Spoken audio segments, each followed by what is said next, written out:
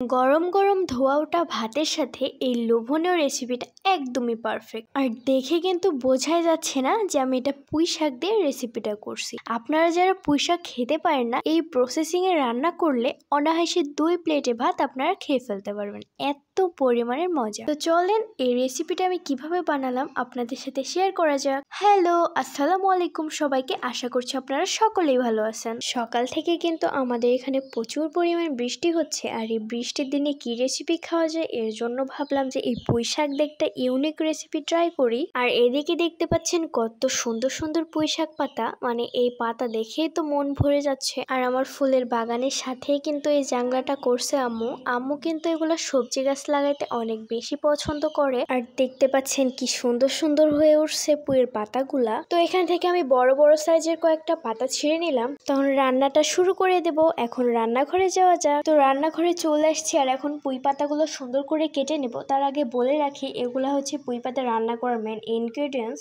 এগুলো আমি আগে থেকে রেডি করে রাখছি যাতে রান্না করার সময় কোনো ঝামেলা না হয়। সুন্দর করে আমি পুঁই পাতাগুলো কুচি কুচি করে কেটে নিলাম। আর পুঁই পাতা কুচি কুচি করে কেটে নিলে রান্নাটা আরো বেশি ভালো হবে। তো পুঁই পাতা কাটা শেষ। তখন দেখতে পাচ্ছেন আমি পুঁই পাতা রান্না করার জন্য সবকিছু আমি রেডি করে নিছি। আর এখানে মেন উপকরণই হচ্ছে শুটকি মাছ। সবকিছু রেডি করা তো শেষ, আর এখন রান্নাটা শুরু করে দেব।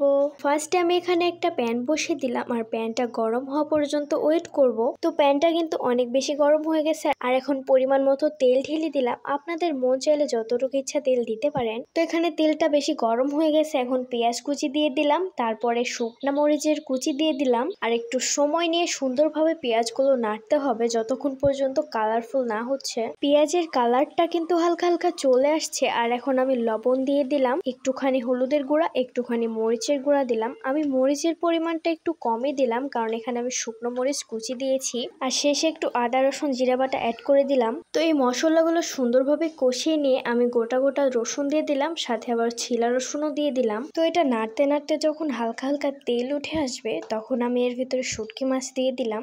আর শুটকি মাছটা কিন্তু আমি আগেই গরম পানি দিয়ে ধুয়ে রাখছিলাম। তো এগুলা 5 মিনিট নেড়ে চেড়ে নিব, তারপরে দিয়ে দিব আলু। তো এখন কেটে রাখা আলুগুলো ঢেলে দিলাম, আর এখন আলুর ভেতরে পানি দিয়ে 10 মিনিট ঢেকে রাখবো। 10 মিনিট পরে কিন্তু অনেক সুন্দর একটা বলক উঠছে, আর রসুন আলু দুইটাই কিন্তু অনেক সুন্দরভাবে সিদ্ধ হয়ে গেছে। আর পুঁই শাকটা আমি আগে দেই নাই, কারণ আগে দিলে একদমই গলে যেত। তো এখন আমি সুন্দরভাবে পুঁই শাকগুলো ঢেলে দিলাম, আর এখন পুঁই শাকটা সুন্দরভাবে নেড়ে চেড়ে এখন ঢাকনা দিয়ে ঢেকে দিলাম। তো এখানে আমি দাঁড়ায় দাঁড়ায় বাহিরের ভিউ নিতেছি, কারণ আজকে সকাল থেকে বৃষ্টি হওয়ার কারণে ওয়েদারটা অনেক বেশি সুন্দর হয়ে আছে, আর দেখতে সুন্দর লাগতেছে। কথা বলতে বলতে ঢাকনা তুলে দেখি আমার পুঁই শাক একদমই রেডি। তো আর একটু নাড়তে নাড়তে যে এরকম কালার চলে আসলো, মানে এখনই হয়ে গেছে। এরকম কালার আসলেই ভাববেন যে হয়ে গেছে। একদম পারফেক্টলি কিন্তু কালারটা আসছে, অনেক জোস লাগতেছে দেখতে। গরম গরম ধোয়া ওঠা ভাতের সাথে পুঁই শাকটা নিয়ে নিলাম, আর পুঁই শাকের ঘ্রাণ শুনে আমার ভাই দৌড় দিয়ে চলে আসছে খাওয়ার জন্য।